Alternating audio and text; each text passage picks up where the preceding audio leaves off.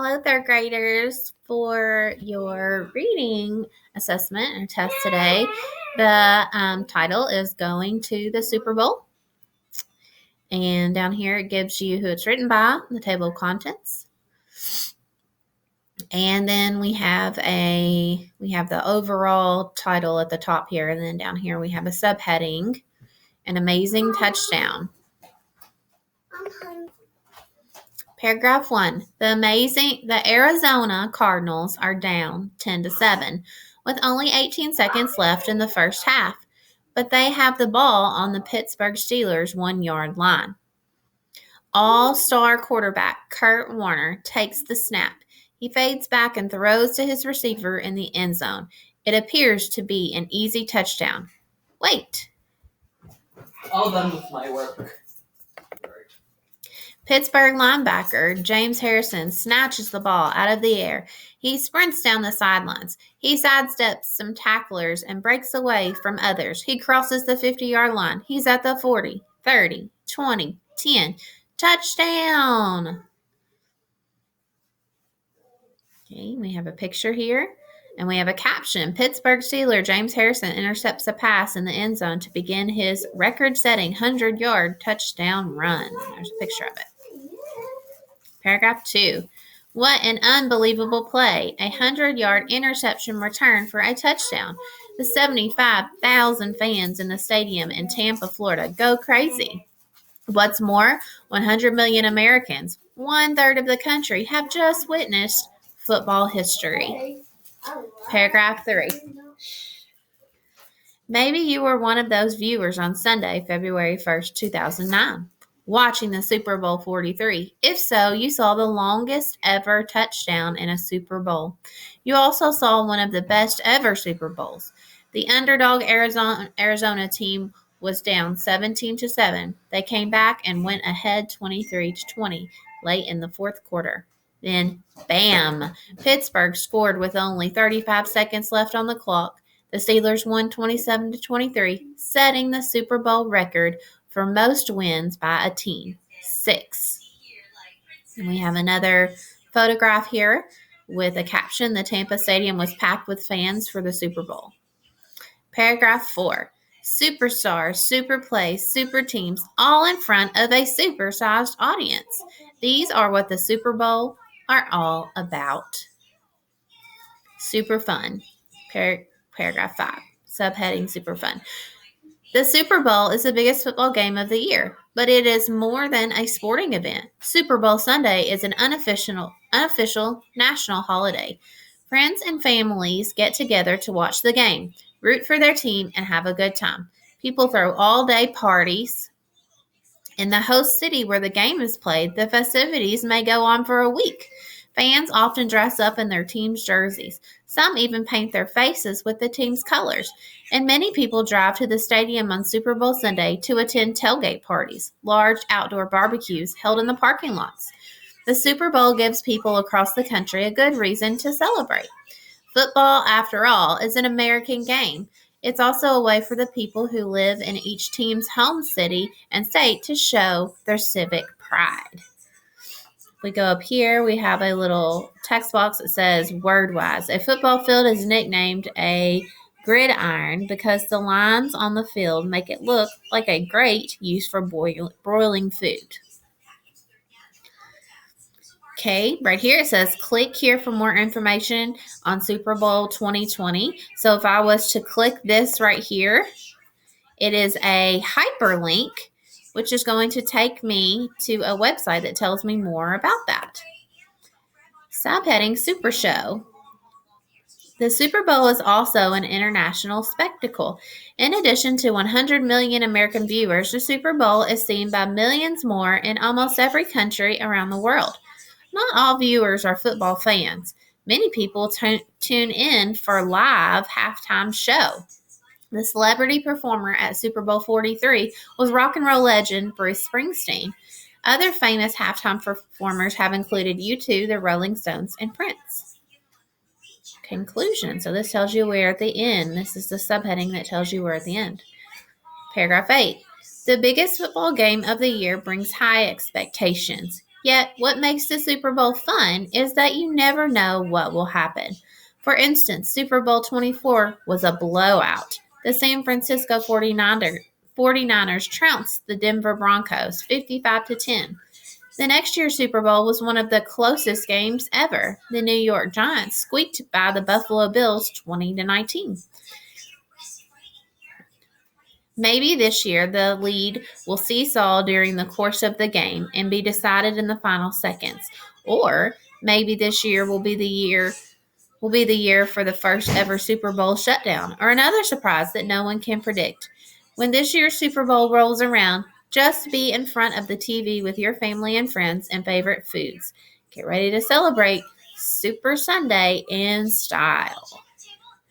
Okay, and then if we keep going, it gives us a glossary. So it gives us words and what those words mean, definitions.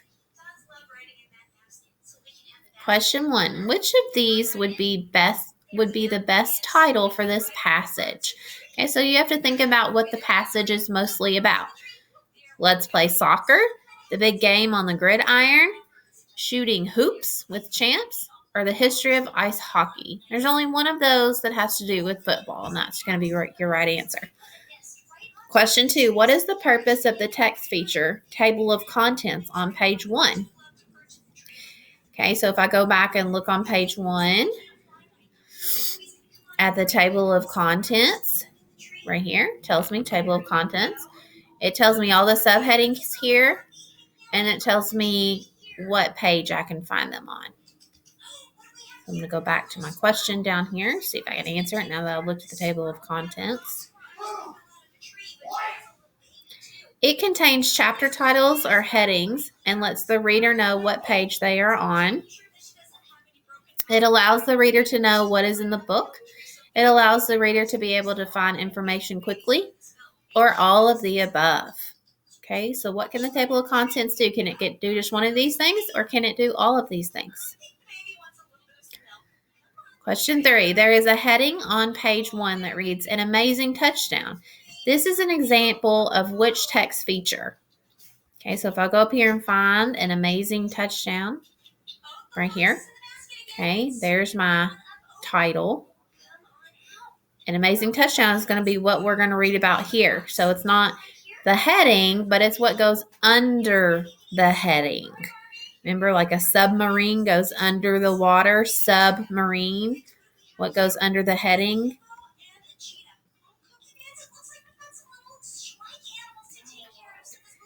Question 4. Which text feature is included in this article on page 2?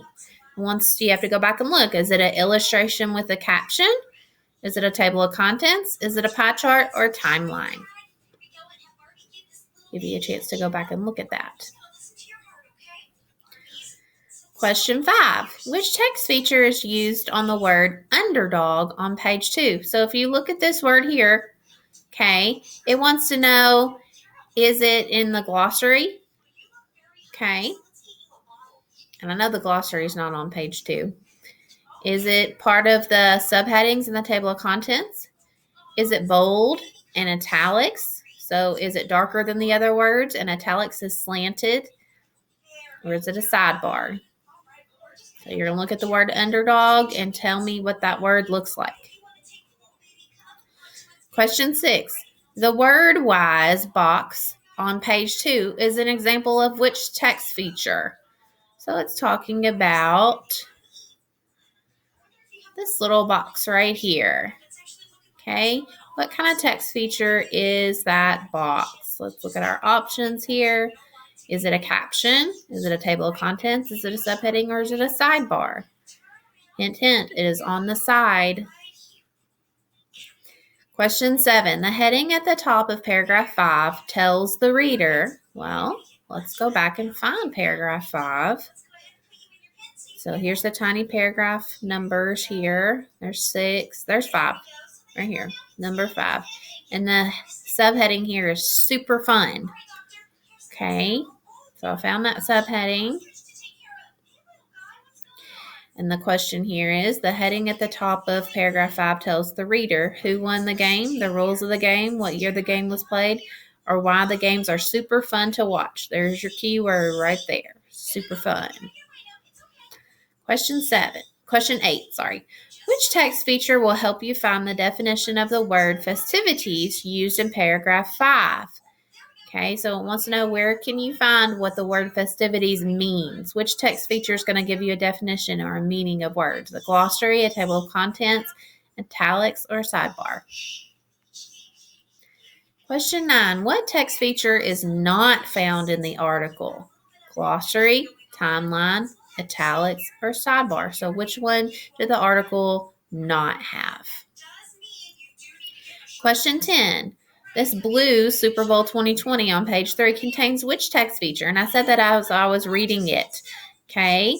It is a type of link that you can click on that will take you to a page on the internet that will give you more information. Question 11. A blank tells you what words mean, like a dictionary. You can find them in the back of the book or an article. Okay, so what word goes in the blank? Glossary, table of contents, index, or timeline? Which one of these tells you the meaning of words, like a dictionary?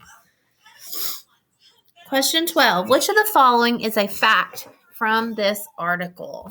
Okay, so now we're in fact and opinions. Okay, remember, a fact is something that can be proven true.